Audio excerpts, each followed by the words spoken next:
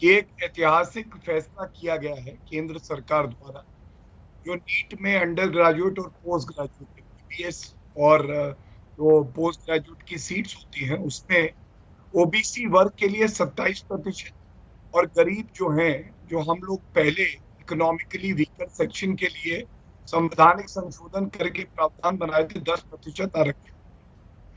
और आपने कहा क्या ये एक दांव है? आप किसी विशेष वर्ग को जीतना चाहते हैं तो जीतना चाहते हैं, लेकिन दांव करके नहीं, उनके पांव जमा कर। मोदी सरकार दो ही तरीके से चलती है, ये साफ हो गया। एक तो कोर्ट के चाबुक से, एक पूंजीपतियों की चाहत से। कोर्ट ने फटकार लगाई, चाबुक लगाया, इसलिए इनको ये लागू करना पड़ा। यहाँ पर न सिर्फ जाति आधार पर बल्कि आर्थिक आधार पर भी आरक्षण का मार्ग खोला गया नरेंद्र मोदी सरकार द्वारा। ये एक ऐतिहासिक और बहुत ही डायनेमिक फैसला था। बहुत समय से थी कि जाति अगर सवर्ण भी हैं या उच्च जातियों के हैं तो फिर उसके बावजूद उनको जो आगे पढ़ नहीं सकते आर्थिक कारणों से, उनको लिए भी आरक्षण का मुद्दा कितना बड़ा मुद्दा है, इसका पता शायद आज से 2, 4, 5, 7, 10 साल बाद मालूम चले। 2014 में ले लेते तो काफी लोगों को फायदा हो जाता। अब चुनावी वर्ष में आगे लिया गया है तो लगता है इसका लोग सोचते हैं कि चुनाव में लाभ लेने के लिए किया गया है। 2014 में लेते तो ज्यादा फायदा रहता, और अभी ले रहे हैं तो चुनावी लाभ लेने के लिए। आज काफी लोगों को फायदा हो गया होता, क्यों नहीं हो जाता। और बहुजन समाज पार्टी की सुश्री मायावती जी तो बीएसपी पहले से ही सरकारी नौकरियों में एससी, एसटी, ओबीसी कोटा को, बैकलॉग को भरने की मांग करती चली आ रही है। उत्तर प्रदेश सरकार से, ऑल इंडिया सरकार से क्यों नहीं भरा जा रहा कोटा? सवाल तो इस बात का भी है कि कोटा भरा क्यों नहीं जा रहा है। और अगर ये सब चीजें अगर चुनावी वर्ष में किया जाएगा तो जनता तो समझेगी ना, चुनाव को लुभाने के लिए सब घोटाले हो रही हैं। सुप्रीम कोर्ट भी एक पीआईएल पर यह मानते हुए कि मामला नागरिकों की स्वतंत्रता से जुड़ा हुआ है, सुनवाई के लायक है, अगस्त के पहले हफ्ता में इसकी सुनवाई करेगा। लेकिन आपकी सरकार जांच से भाग रही है। जिन लोगों का नाम आया है, इनको अंग्रेजी में लिखा गया, ये पॉसिबल या पोटेंशियल टारगेट हो सकते थे, भविष्य में इनके ऊपर हो सकता था जासूसी हो जाए। हम इसके विषय में कोई कंफर्मेशन नहीं दे सकते हैं, ये तो खुद वायर ने लिखा है। और खुद कहा गया है कि हम किसी सुप्रीम कोर्ट के जज इत्यादि का नाम नहीं लेंगे क्योंकि हमारे पास कोई कंफर्मेशन नहीं है। तो यह संभावित है, और अंग्रेजी में भी इन शब्दों का इस्तेमाल किया गया है। कारण नंबर 1। कारण नंबर 2, अंजना जी आप बताइए, अगर किसी जगह में हत्या हो जाती है तो अगर आप इन्वेस्टिगेशन हत्या का चाहते हैं तो केवल पुलिस स्टेशन में जाके या आप बाहर खड़े होकर प्रेस कॉन्फ्रेंस करने से तो इन्वेस्टिगेशन नहीं शुरू होगा, आपको जाके एफआईआर लिखना पड़ेगा। राहुल गांधी जी ने अभी कहा, बाइट में सुना आपने, मेरे फोन में हथियार डाला, हथियार। राहुल गांधी जी के फोन में हथियार डाल दिया। राहुल गांधी जी कितनी बार पुलिस स्टेशन गए हथियार निकलवाने के लिए? कितने बार फॉरेंसिक जांच के लिए, हथियार निकलवाने के लिए फॉरेंसिक एक्सपर्ट के पास चले गए? केवल सड़क पे खड़े होकर हथियार करने से कोई जांच शुरू हो जाएगा क्या? थर्ड विषय, क्यों जांच नहीं होनी चाहिए?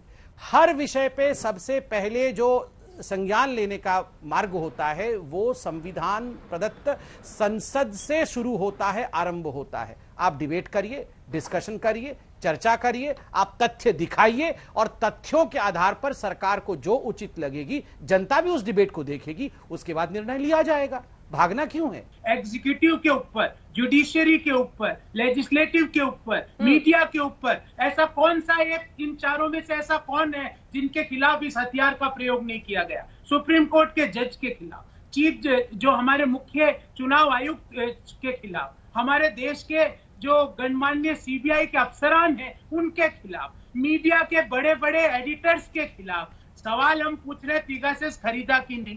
गृह मंत्री जी ने जवाब दिया, टाइमिंग इज सस्पेक्ट, मतलब टाइमिंग संदेहजनक है। अरे सवाल ये पूछा जा रहा है कि आपने हथियार खरीदा कि नहीं, आप बोल रहे timing is suspect. Rajeev Chandrasekhar ji इनके आईटी मंत्री है, ये बोगस है।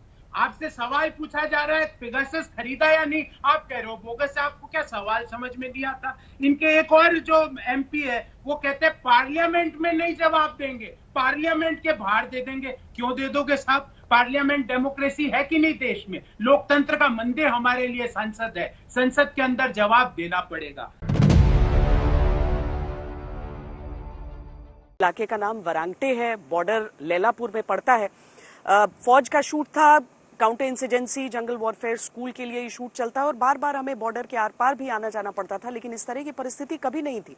इसीलिए ये चीजें हैरान करती हैं कि अचानक एक दिन क्या हुआ कि 26 जुलाई को गोलियां चल गई और असम पुलिस के जवानों को अपनी जान गंवानी पड़ गई। बहरहाल सिर्फ यही टेंशन नहीं है, बल्कि जो तनाव है वो सियासी भी है। दोनों तरफ के जो मुख्यमंत्री हैं उन दोनों के बीच कई दौर की बातचीत अभी तक हो चुकी है। हम आपको ये समझा दें कि किस तरीके से इतनी बातचीत के बाद भी ये पूरा मामला सुलझता हुआ क्यों नहीं नजर आ रहा है।